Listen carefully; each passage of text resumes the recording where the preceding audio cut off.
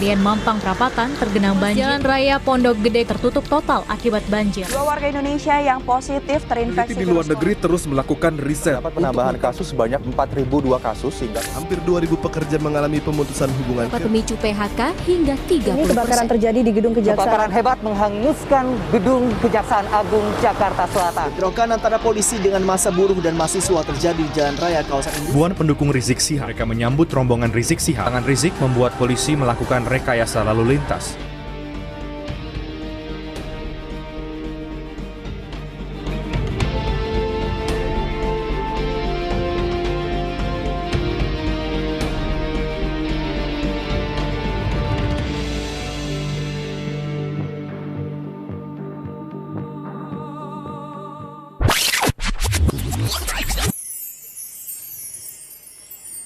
Udah masuk ini, udah masuk Iya, aku tahu, acaranya aku nunggu. Habis aku dengar kamu tarik nafas, jadi aku hargai nafas kamu. Selamat datang. Selamat datang di tahun 2021, guys. Walaupun tadi tayangan itu banyak kejadian di tahun 2020, tapi kita berharap memasuki tahun 2021 kita semuanya dalam kondisi yang selalu sehat. Soalnya gue gak setuju sama tayangan itu. Kenapa? Ya sekarang gini, kalau tayangan-tayangan ada demo lah, ada apa. Setiap tahun juga ada demo. Benar. Orang di daerah gua aja atau di sosial media aja demo-demo juga udah mulai banyak. Demo-demo make up, demo-demo rambut. Beda demonya. Lain demonya. Beda, nanti Anda di demo. Jangan. Ya kan? Jangan masalah Anda menjadi masalah saya. Oh iya betul. Pintar sekali. Happy birthday to you. Selamat ulang tahun juga Iwan Gunawan, ulang tahun. Jadi buat pemirsa obrolan of the day, kita berdua ini berbintang Capricorn dan minggu lalu kita berulang tahun ya. Ya, saya tanggal 28, Igun Saya tanggal 31. Jadi ketika orang-orang itu lagi mau merayakan ulang tahun baru, Ivan Gunawan merayakan ulang tahunnya. Jadi kebetulan mamaku bilang bahwa aku tuh ulang tahunnya jam 10 malam.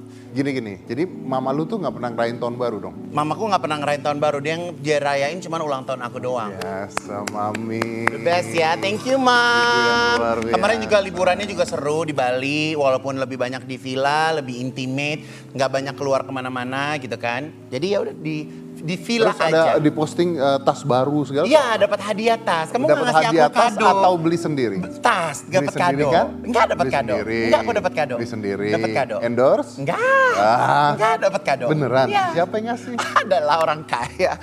Terima kasih. Oke, tapi yang kayak gini ya, buat penonton kita nggak usah ngeliat tahun 2020 yang kemarin. Betul. Karena semua keadaannya semuanya sama, Covid juga belum hilang juga, 2021 juga masih ada Covid, jadi nggak. Tapi berharap hilang dong, masih ada Covid. Tapi gini loh, Covid kan nggak kenal tanggalan katanya. Iya benar. Ya kan kita nggak pernah tahu, jadi kitanya aja yang pokoknya kitanya harus sehat, harus kuat, harus semangat, gitu aja udah pasti. Betul sekali. Jangan mikirin yang lama-lama, kita maju ke depan. Gitu aja. Kalau ke depan kayak gimana, kita harus kuat. Gitu aja. Pokoknya yang jelas hari ini kita balik lagi di OTD, Obrolan of the Day Live. Minggu lalu kita sempat gak tayang ya, karena ada tayangan lain. Ya kan, kita juga ada informasi nih. Jadi bersiap-siap. Kalau nggak salah sih, ntar deh pokoknya ada info deh tentang OTD deh. Bentar dulu. Ya. Oh, OTD mau bungkus ya? Enggak. Jangan dong. Lu tuh selalu kenapa sih doa lu selalu nggak baik-baik? Ada info kalau sebuah acara ya pasti bungkus, apalagi. Ya nanti. Ya udah, oke. Saya bacain dulu nih prompternya. Prompternya jahat sekali tulisannya. Ya. Tulisannya adalah kita kedatangan artis cantik yang nyaris sempurna. Nah itu jahat menurut saya. Karena kata-kata nyaris sempurna artinya tidak sempurna. Iya. Sama halnya kayak Master ya. Master karena kalau misalnya punya pasangan harus bisa menerima kekurangan. Sedangkan lo aja nggak menerima kekurangan lo kan. Nah itu ditulis lagi, kesempurnaan hanya milik Tuhan. Berarti kita akan mengundang artis yang tidak sempurna. Gitu kan? Bener kan? Bener dong gua. Aku penasaran siapa kira-kira yang tidak sempurna menurut mereka. Menurut mereka ya? Iya, bukan menurut kita ya. Oke, Bukan. langsung saja ini dia Ariel Tattoo.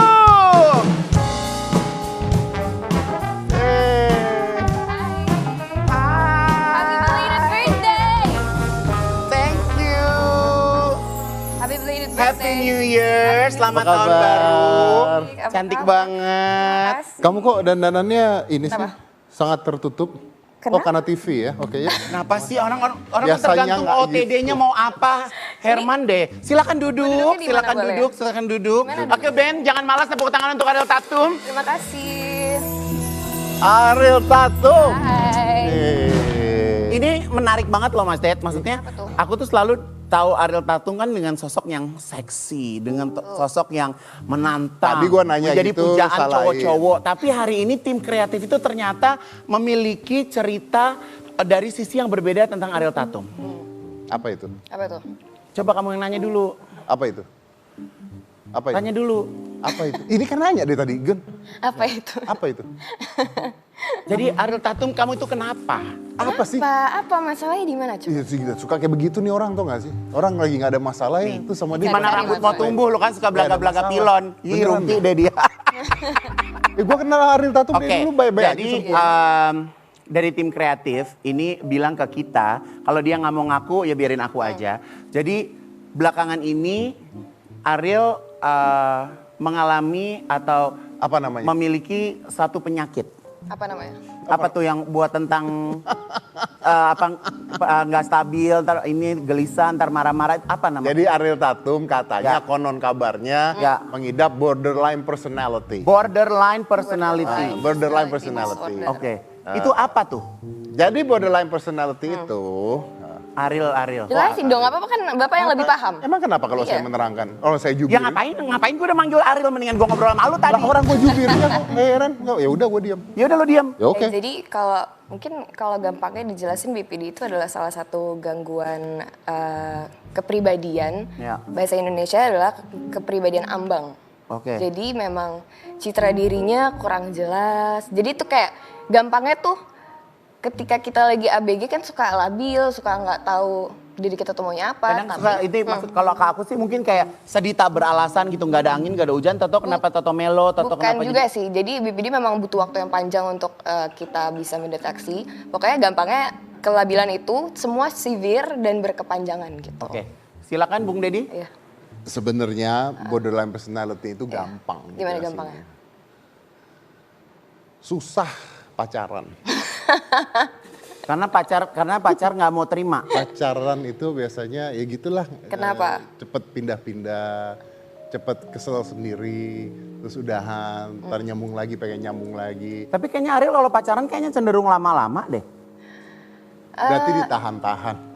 Kayaknya Tidak kalau stabil, kamu pacar maksudnya tapi kan tidak stabil cowok yang hubungannya. menghampiri kamu kan juga durasinya tuh lumayan lama gitu. maksudnya- Bukan, Ya, enggak maksudnya bukan yang kayaknya sebulan pacaran terus udahan gitu, enggak. Cenderung Enggak. kayak almost a year. Cuma memang untuk membangun hubungan romantis tuh memang sulit sekali buat aku dari dulu. Memang butuh perjuangan yang lebih dari orang-orang yang biasanya cuma effortnya segimana, aku tuh susah banget gitu. Sulit membuat intimasi. Betul. Gitu. Itu sejak kapan Ariel ngalamin? Jadi memang aku merasa ada yang salah itu memang pas aku umur 13 tahun akhirnya aku memutuskan untuk cari bantuan profesional. Tapi ketahuan BPD-nya itu setelah bertahun-tahun menjalankan terapi. Jadi tuh aku baru tahu sekitar umur 18 tahun lah gitu. Kalau waktu umur 13 tahun maksudnya kan kita 13 tahun kan belum terlalu banyak memikirkan hal-hal yang berat gitu kan. Tapi apa yang Ariel rasain pada umur 13 tahun? Waktu itu yang membuat aku memutuskan bahwa aku butuh bantuan profesional adalah aku suicidal. Aku punya kecenderungan untuk self harm dan juga suicidal. Jadi biasanya orang-orang dengan borderline personality, satu kan sulit asosiasi dengan orang lain sulit. Moodnya naik Swing. turun swing. Oke. Ini sama kayak dua personality tapi dia beda. Salah satunya self harm, menyakiti diri sendiri, gitu. Pernah Ariel menyakiti diri sendiri? Iya, sering dulu waktu kecil sampai beberapa tahun belakangan. Cuma kan aku ke dokter, aku menjalani berbagai macam terapi, terus aku ambil Sorry nih Ril, Ya. pernah mencoba bunuh diri? beberapa kali. Wow. Iya. Seperti itu. Suicide Tapi juga. orang yang pernah mencoba bunuh diri tidak jadi itu lebih baik dibandingkan orang yang pingin kaya nggak jadi. Biasanya lain ya, Say. Wow. Karena cuma pingin doang. Oke. Jadi ini bahaya tapi tetap. Ini menarik Apa banget bahaya? loh. Hah? Bahayanya di mana? Lo bahayanya jadi dia harus ada orang yang nemenin. Menurut aku ketika di titik kita bisa lebih terkoneksi sama diri kita sendiri dan kita bisa punya self awareness yang tinggi, lama-lama itu bisa nggak bergantung kepada self orang. control. Oh, bisa self control. Tapi kalau Ariel sendiri kapan sih cerita ke netizen atau di sosial media kamu menerangkan penyakit kamu itu mulai kapan? Karena aku terus terang kalau kamu nggak ada di sini, aku nggak perhatiin gitu. Ya, jadi aku pertama kali announce ke publik tentang kondisi kesehatan mental aku itu adalah bulan Oktober tahun 2019.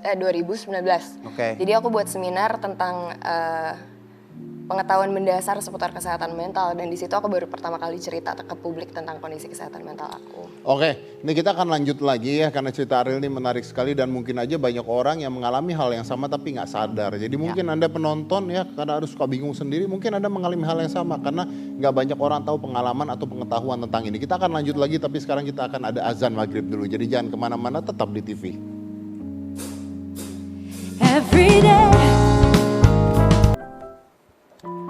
Tapi basicnya adalah it's okay not to be okay. Exactly. Kan? Terkesannya kayak oke, tapi sebenarnya nggak oke. No, maksudnya nggak apa-apa kalau kita ada masalah tuh nggak apa-apa. It's okay, kalau we are not okay, it's okay. Gitu kan banyak orang yang ada masalah lalu dia akhirnya minder sendiri, nggak berani ngomong, akhirnya tidak mendapatkan pertolongan kan? Iya, mungkin salah satunya karena emang dari kecil kita terbiasa dengan kalau misalnya kita nangis, udah nggak boleh nangis. Kalau misalnya sedih kayak udah nggak usah sedih-sedih, udah jangan berlarut-larut dalam kesedihan gitu. Ini gue suka nih kata-kata ini nih. Iya, karena jadi kita anak terbiasa. kecil itu akhirnya nggak mau cerita sama orang tuanya, nggak mau cerita sama keluarganya karena dibiasakan untuk enggak. Dan tidak ditanya kenapa. Gini deh, anak kecil ulangan nilainya jelek. Kenapa jelek? Kenapa jelek? Bodoh banget kamu. Gitu. Nggak ditanya kenapa jeleknya, nggak ditanyain mengapa dia bisa jelek. Kamu nggak bisa apanya nggak gitu. bisa apanya. Okay. Nah ini dia. Betul. Itu yang akhirnya terus jadi trauma sendiri gitu. Real, tapi aku penasaran deh, mungkin di luaran sana juga banyak pemirsa yang mengalami seperti kamu, tapi nggak tahu harus berbuat apa. Jadi kalau Ariel ini berobatnya kemana, Real? Kalau misalnya memang teman-teman masih ragu, apa iya ada yang salah, ada yang harus diperbaiki, atau ada yang nggak wajar terjadi di dalam diri sendiri, mungkin bisa dicek. Aku di highlights di social media aku tuh ada banyak cara-cara untuk mendeteksi dini. Sekiranya kamu butuh bantuan profesional atau tidak. Kalau misalnya memang dari beberapa list yang udah aku tulis itu ada beberapa yang mengkhawatirkan kalian, berarti itu tandanya kalian harus cari bantuan profesional gitu. Dan sedihnya dari 2 tahun lalu aku kampanye tuh orang-orang masih banyak banget yang ada di stigma malu untuk ke psikolog. Karena dibilang, sorry ya, kayak takut dibilang gila gitu, ngerti nggak? Sedangkan kayak sebenarnya ya bener, it's okay not to be okay. Kenapa kita harus malu? Ketika kita sakit flu aja kita nggak malu untuk ke dokter, kenapa kalau misalnya ada gangguan kesehatan mental harus malu ke psikolog? Kadang mereka malu, kadang juga dibilang kayak lebay atau mau cari perhatian. Iya, dan Iya kembali nggak lagi sih? kita harus kayak refleksi diri aja sih. Yang hidup kan kita sendiri, yang ngerasain kita sendiri. Terus kita mau dengerin omongan orang malu sama Dan sama sama orang netizen aja gitu. kayak pasti dijadiin kayak bahan bercandaan gitu ya. Nah sebenarnya gini Gun, kalau gue bisa ngomong ya, sebenarnya gini. Ketika dibilang lebay atau untuk nyari perhatian, kenapa? Karena memang banyak yang begitu juga. Karena mereka kebanyakan tidak mau ke profesional, karena malu ke profesional, akhirnya mereka sok-sokan self-diagnose. Menyimpulkan sendiri. Iya, dari majalah dia baca, oh kayaknya gue begini nih, oh kayaknya gue begini nih. Tapi mereka nggak mau minta bantuan profesional. Betul. Sedangkan yang profesional aja butuh waktu bertahun-tahun untuk mempelajari itu dan untuk kayak actually detect what is wrong with you gitu loh. Jadi kayak instead of self-diagnosing yourself, ya satu-satunya hal yang tepat untuk dilakukan ya cari bantuan profesional. Sekarang udah banyak kok platform-platform yang bisa dilakukan online juga kita untuk Daring? Ya benar, untuk konsultasi sama psikolog dan psikiater gitu. Dan kalau misalnya memang biaya yang jadi masalahnya, kalian bisa cek juga di social media aku. Setiap minggu aku bagi-bagi voucher konseling gratis bersama psikolog. Jadi aku tadi sempat kepoin Instagram kamu gitu kan. Justru Instagram kamu tuh sekarang lebih sedikit foto-foto diri sendiri, tapi lebih banyak kayak kata-kata yang membangkitkan orang, kayak banyak kata-kata buat healing pribadi. Itu yang kamu hasilkan dari... Jadi tuh sebenarnya dari pas sebelum Oktober 2019 pas aku announce keadaan kesehatan mental aku tuh aku sempat off dari social media industry. Oke. Karena aku ngerasa kayak aku nggak mau ngelanjutin lagi gitu. Tapi setelah banyak melalui pertimbangan dan aku akhirnya memutuskan ya udah ketika aku udah punya platform yang sebesar ini aku akan menggunakan untuk hal yang baik aja gitu. Jadi ya makanya emang lebih jarang posting yang personal life gitu. Sekarang justru malah lega ya. Ada tempat punya sosial media sendiri. Iya sih, dan jujur pas pertama kali announce tuh agak deg-degan karena masih takut masyarakat Indonesia ada di stigma buruk tentang kesehatan mental. Tapi ternyata begitu aku sharing banyak sekali teman-teman yang akhirnya juga open up dan sharing ke satu sama lain tentang kondisi mereka dan jadi lebih ngerasa nggak sendirian aja. Oke, tapi artinya sampai detik ini lu masih terus konsultasi? Masih dong, masih regularly check up ke dokter, masih terapi. Masih terapi juga? Masih doing self hypnosis setiap hari. Oke, konsumsi obat juga ada? Konsumsi obat sekarang udah nggak setiap hari harus ketika dibutuhkan saja. Oke, berarti biasanya kalau pas lagi harus konsumsi obat, pas kamu lagi gimana? Anxiety attack, panic attack, terus lagi anxious for no apparent reason gitu. Cuma biasanya kalau misalnya kayak gitu gue coba lakuin kayak yoga dulu atau meditasi dulu. Pokoknya kayak gue mencoba bahwa medication itu last option gitu. Jadi kadang-kadang ada orang-orang yang tiba-tiba tuh bisa panic attack atau resah. Resah yang berlebihan ya. Tadi kadang kan kita suka overthinking kan. Overthinking menyimpulkan satu kejadian yang padahal belum tentu terjadi, iya nggak sih? Tuh. Nih ya Gun ya, jadi gini, yang dilakukan sama Ariel Tatum itu adalah dia pergi ke psikiater. Ya. Oke, ini harus diingat. Banyak orang yang salah juga, bukan psikolog. Ya. Ada bedanya.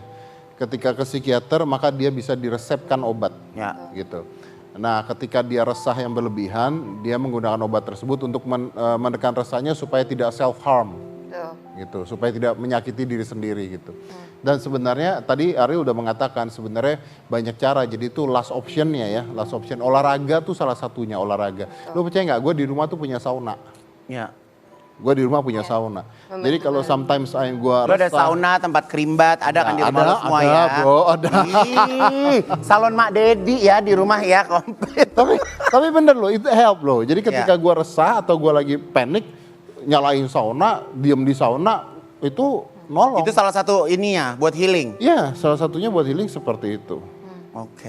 Dipijit itu salah satu untuk healing. Tapi memang tahapnya beda-beda gitu. Nah, tapi ketika biasanya lagi down, ada orang yang lebih baik diam, ada orang yang lebih baik bercerita atau ngobrol sama orang lain. Kalau lu down, lu lebih baik diam atau lu nyari orang? Gue ada fase-fasenya, gue tahu diri gue. Mana yang gue rasa gue masih bisa handle all by myself, yang mana yang gue harus kasih tahu orang sekitar lingkar pertama gue nih apa yang what's going on in my head right now, jadi mereka bisa bantu gitu. Tapi kalau misalnya sekarang nih, beberapa saat ini, kalau kamu pas lagi down, siapa yang orang pertama kali kamu cari? Yang pasti adik gue deh kayaknya, adik gue abis itu orang tua sih. Lu cari itu lu ngomong apa?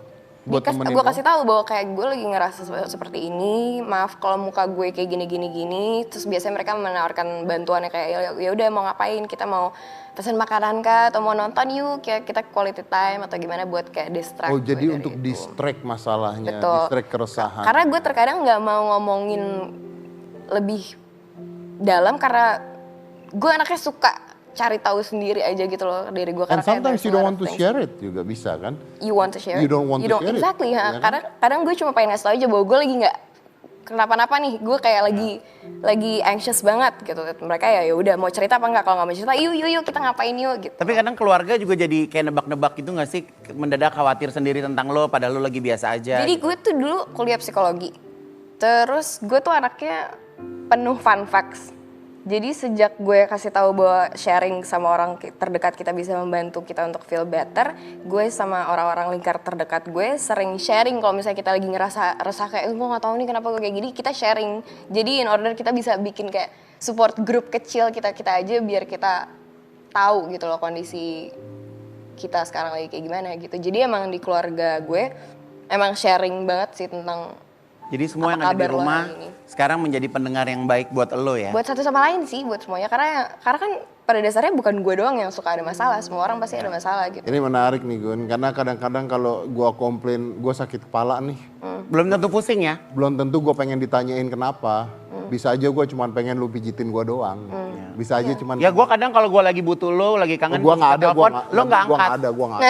Lo nggak ada? Nggak ada. Tadi gitu emang kalau misalnya di WhatsApp tuh balasnya kayak 2 tahun kemudian. Kok curhatnya kebanyakan? Kalau ngomong panjang lebar, bener. Tapi emang bener lo kalau di WhatsApp nggak pernah balas. Iya males kalau bales dia juga. Maaf ya. Ya udah, kita break dulu ya. Break dulu ya. Oke. Ya udah, jangan mana-mana karena kita juga ini gue mau nanya nih tentang orang tua karena menurut saya peranan orang tua ini sangat penting. Apalagi di golden age ketika kecil, siapa tahu itu bisa menjadi sebuah masalah ketika Anda sudah besarnya. Itu bisa jadi seperti itu ya. Jadi jangan mana-mana, kita masih akan dengan Ariel Tatum tetap di OOTD, Obrolan of the Day. Live.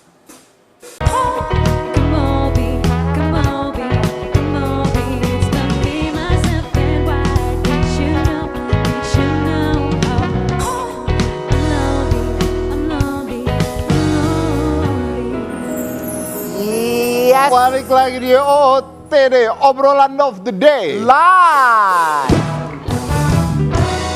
Masih sama Ariel Tatum. Ini kalau kita bicara tentang peranan orang tua di masa kecil kita yang pasti berpengaruh terhadap perkembangan kita sampai dewasa, biasanya pertanyaannya adalah lebih dekat mana, sama mama atau sama papa gitu. Ini memang sulit untuk dijawab ya. Aku ngerasa deket, tingkat kedekatannya sama sih, cuma memang hubungannya berbeda gitu. Nah apa tuh hubungannya berbeda gimana? Ya sama mama pasti lebih banyak curhat-curhat nggak sih, sama papa tuh lebih, nggak tahu ya, aku sama papaku tuh deket banget. Kebetulan dari kecil bener-bener deketnya sama papaku, cuma ya kalau untuk masalah curhat-curhat ke mama, tapi sama mama lebih sering berantem. Sama mama lebih sering. Sama mama lebih sering berantem. Karena mukanya mirip. Katanya kalau mukanya Iya, mirip sama mama gitu. Orang Aku Jawa sama ngomongnya mamaku gitu. sering berantem. Karena mama Mungkin suka ngatur. sama mama kali ya. Ya betul. Makasih. Senang. Baru gitu loh. Tapi Mirip nggak? Mirip. Sama aku waktu muda. Mirip Ya itu mamaku banget. seumur aku deh. Itu kamu usia berapa, Ariel? 4 tahun. Wow. katanya udah 9 tahun soalnya nggak tinggal bareng sama papa. Iya betul. Kenapa? Kayak 9 tahun nggak tahu deh berapa tahun. Iya mama sama papaku pisah, cuma baik-baik. Memang udah pisah rumah, cuma memang masih sering ketemu, masih berhubungan baik. Memang keluarga kita deket banget. Jadi papaku aja sering ke acara keluarga mamaku. Jadi nggak ada masalah sama sekali. Tapi kalau Ariel sendiri tinggalnya sama mama? Aku sama mama. Tapi gini pertanyaannya gini, apakah kalau kita tarik ke, lu kan kuliah psikologi juga ya? Oke, kalau kita tariknya Freudian deh, berarti kan trauma masa lalu keluarga nih. Apakah gara-gara itu? Gue nggak bisa bilang sepenuhnya gara-gara itu. Kembali lagi, semua orang pasti beda-beda. And let's not go there. Oke. Banyak pasti, yang pasti banyak alasannya kenapa bisa sampai seperti ini gitu. Cuma gue nggak suka menyalahkan siapapun sih. Oke. Gue ngerasa kayak Oke, apapun. mungkin gue potong pertanyaannya langsung Oke. seperti ini. Apakah perpisahan atau perceraian menambah hal tersebut? Kayaknya gue bisa bilang enggak deh, karena itu udah terjadi dari sebelum nyokap bokap gue pisah. Jadi permasalahan waktu kamu umur 13 tuh apa sebenarnya yang memicu, yang sering memicu sampai akhirnya pengen bunuh diri? Kalau alasannya kenapa banyak suicidal thoughts itu karena frustrasi. Jadi bukan karena masalahnya apa, karena gue tuh dulu selalu ngerasa gue nggak tahu apa yang bisa gue jelasin, gue nggak kenapa-napa, tapi gue selalu constantly feel empty for no apparent reason gitu. Jadi itu kadang-kadang yang bikin gue frustrasi dan kayak wah gue nggak bisa sih gitu. Karena lu merasa kosong aja gitu? Dan gue nggak bisa ngejelasin kenapa itu. Oke. Ya. Lonely Dan kali pada waktu itu mungkin enggak, lonely. Bukan, dan ternyata itu memang salah satu trait CBPD. Gitu. Ya karena kalau bisa dijelaskan tidak menjadi Jelaskin. sebuah penyakit. Ya. Ya. Karena kalau misalnya dilihat umur 13 tahun kan pastinya kan masih dekat banget sama orang tua ya. Belum ada pekerjaan, belum. Belum tentu. Gue udah kerja sih waktu itu. Tuh. Cuma emang kayak gue ngerasa itu akumulasi dari segala macam hal yang terjadi di hidup gue waktu kecil dan pas ABG gitu loh. Atau bisa aja karena sudah kerja pada saat itu tiba-tiba nggak siap. Bisa jadi sih. It can be anything kan. Could be. Bisa hal-hal kecil satu. Dan jadi satu, terus jadilah sebuah. Ya, oke. Masalah Kalau itu. gitu kita undang aja buat teman curhat. Yes, ini ada teman curhat kamu. Katanya kamu cuman bisa curhat sama yang satu ini. Siapa? Kamu bisa merem? Bukan kamu, dia. Tadi katanya bisa merem, saya merem salah. Deg-degan banget, siapa? Please welcome. Oke, marah. Please welcome mystery guest for today. Siapa? Udah melek belum? Di sana.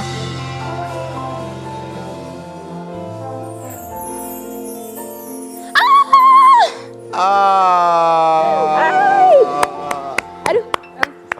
Iya susah.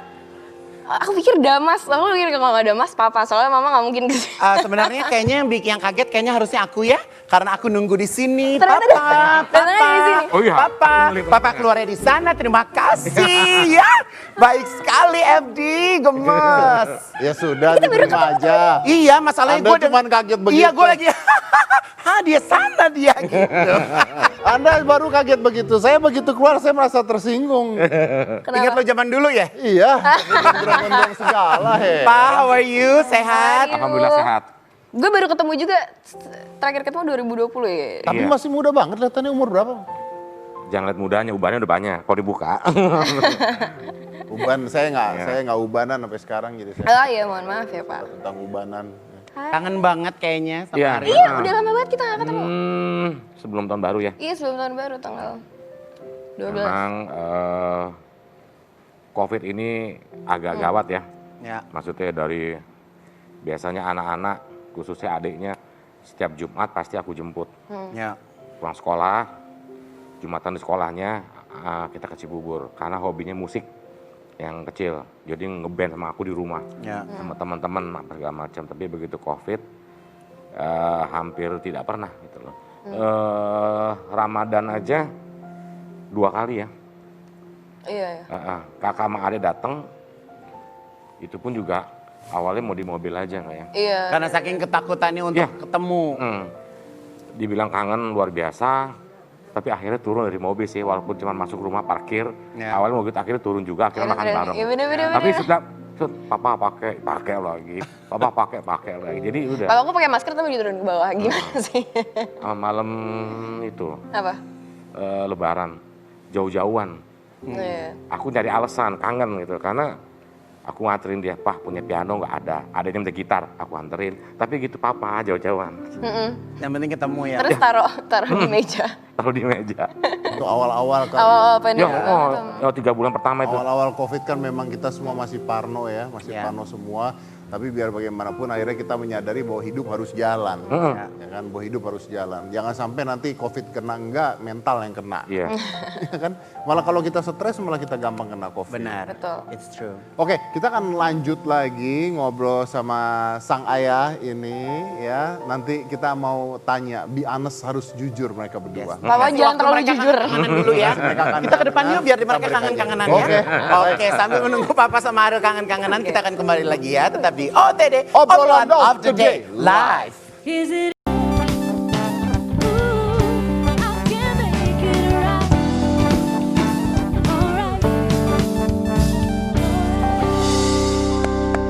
Kita balik lagi di OOTD, obrolan of the day live. Ngomong ada aku. Enggak, gue tuh dari tadi gue terharu sama Jimmy Jeep. Gue tuh suka banget dia tuh ngambil angle hidung gue bagus dari tadi. Gue suka deh. Makanya lu dari tadi diam. Iya, gue gini seneng deh. Oke. Oke, kita sekarang akan masuk ke Be Honest. Jadi ini adalah Be Honest with Ariel Tatum dan Bapak Rico Muri. Oke, Ariel, itu di tangan kamu cukup kasih checklist dengan pernyataan yang ada di situ. Yang Ariel rasa Ariel banget. Oke. Waktu kita sangat singkat, dimulai dari sekarang. Kalau papaku enggak? Kamu dulu. Aduh. Enggak sih. Oke, udah. Oke. Wow. Udah. Tunggu. Ya. Jadi yang pertama saya kesulitan menjalani hubungan pertemanan. Itu dia kenapa Ariel tidak punya teman. Katanya temannya cuma 2. Serius Ariel? Cuma karena emang aku introvert, terus memang aku memilih untuk nggak punya banyak teman. Karena buat apa banyak-banyak, yang penting kan kualitas daripada kuantitas. Tuh. Jadi makanya tadi pas kamu disangkain surprise tuh one of your best friends yang bakal datang. Aku pikir adikku Damas. Oh, oke. Karena aku pikir papa masih kecapean abis kerja gitu kan.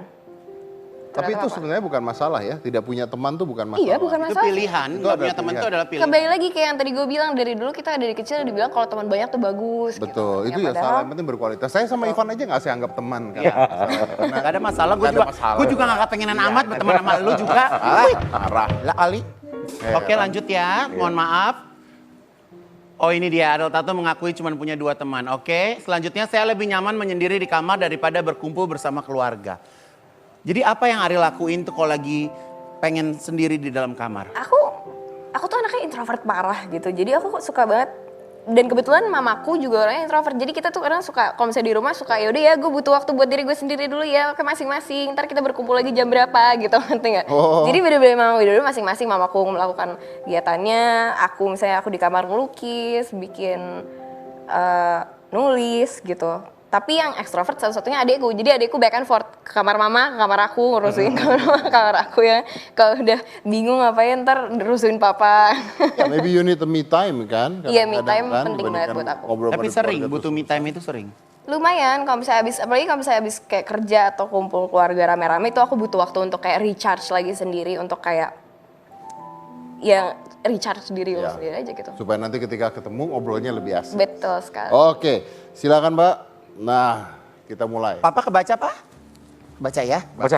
Oke, kalau Dedi udah nggak kebaca soalnya. Tapi gini Papa Iya, kebaca iya, tuh iya, begini iya. tangannya. Silakan, Pak. Oke.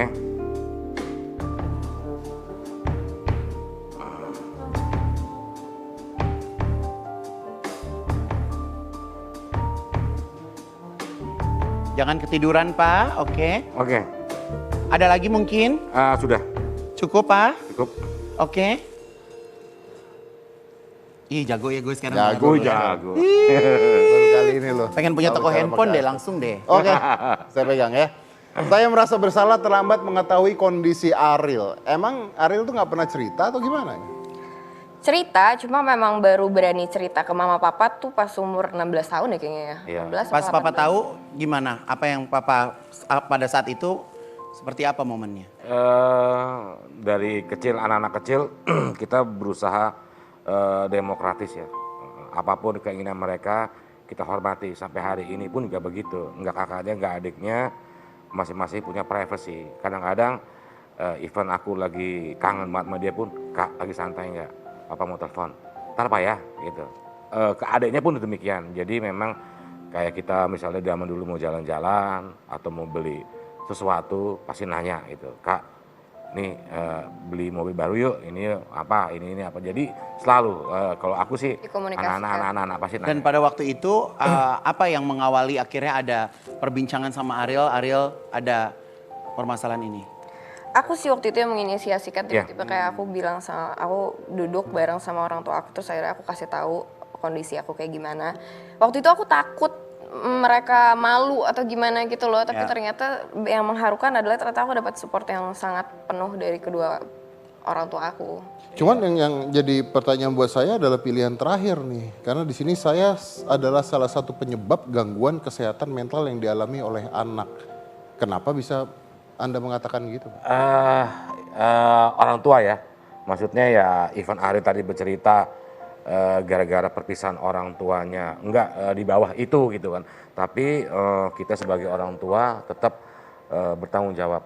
Apapun itu ya? Ya, jadi nggak ada kalah, nggak ada salah, nggak ada menang gitu loh. Tetap yang namanya perpisahan pasti apapun itu yang ngerasain anak-anak. Ya. Jadi maksudnya buat orang tua aku pun juga nggak dari awal juga nggak berpikir untuk berpisah semuanya lah. Tapi memang jalan Tuhan seperti ini.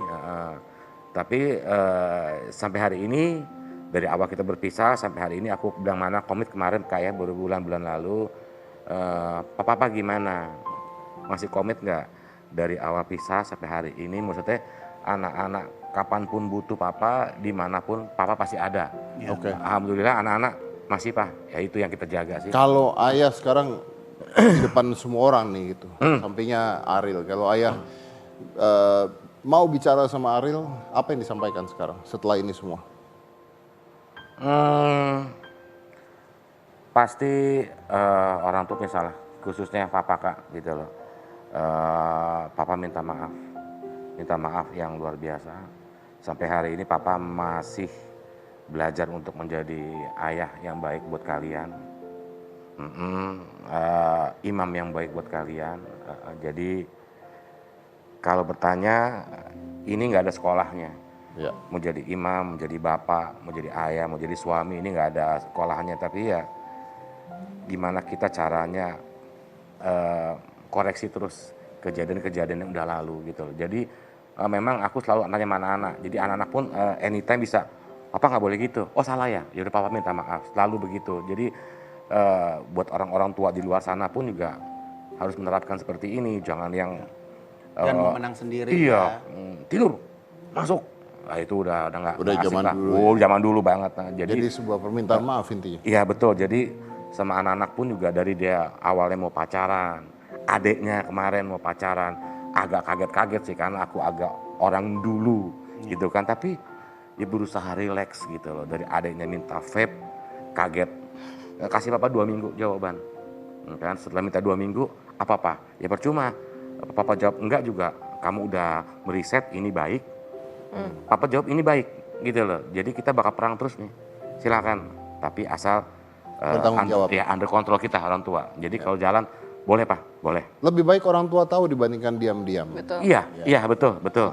Kalau Arielnya sendiri apa yang mau disampaikan ke ayah Ariel? Well, aku minta maaf kalau membuat papa merasa papa bertanggung jawab atas apa yang terjadi sama diriku sekarang. Yang pasti bisa aku pastikan aku merasa sampai sekarang nggak ada salah papa atau mama atas itu semua. Itu semua adalah memang yang sudah menjadi jalan di hidup aku harus terjadi. Kalau itu semua nggak terjadi, aku nggak akan menjadi aku yang sekarang. Jadi aku mau terima kasih aja, papa. Walaupun papa nggak perlu, tapi papa minta maaf dan terima kasih juga atas semua supportnya. Papa mau nangis ya? Iya. Jangan kan papa, mama aja udah mau sedih. Mama. Aduh, mama Ya udah sedih berdiri banget. aja dipeluk lah, nggak apa-apa lah. Sedih banget mama. Aduh. Kita kasih tepuk tangan dulu dong. Jadi hari ini bisa dijadikan satu momen pertemuan kalian lagi ya? Iya. Setelah lama tak jumpa, bahkan tadi bilang katanya adik juga mau ikut ya padahal ya. Sebenarnya sih bukan laba nggak jumpa karena gimana sebenarnya sih Irete maksudnya. Oh ini kita ada konflik gitu ya? Iya. Jadi memang biayanya susah, waktunya. Memang kondisinya lah. Akunya juga susah, ditambah COVID lagi. Benar. Tapi at the end of the day, yang tadi dikatakan is okay, not to be okay. Karena setiap manusia pasti punya masalahnya sendiri-sendiri. Yang paling penting adalah mengetahui masalahnya apa, mencari solusinya, lalu mengerjakan sampai masalahnya selesai. Jangan hanya mendiamkan saja lalu menyalahkan orang lain. Nah, di sini kita belajar bahwa mereka berdua tadi endingnya adalah tidak saling menyalahkan. Saya begini bukan karena Anda begini bukan karena saya. Dua-duanya ngomong seperti itu, dua-duanya minta maaf. Tidak ada salahnya minta maaf, tidak ada salahnya ngalah. Karena hidup akan lebih enak kalau kita berdua atau sama-sama bisa saling mengerti satu sama lain. Saya Deddy Kobusier, Saya Ivan Gunawan. Sampai jumpa lagi. Thank you. Thank you Ariel.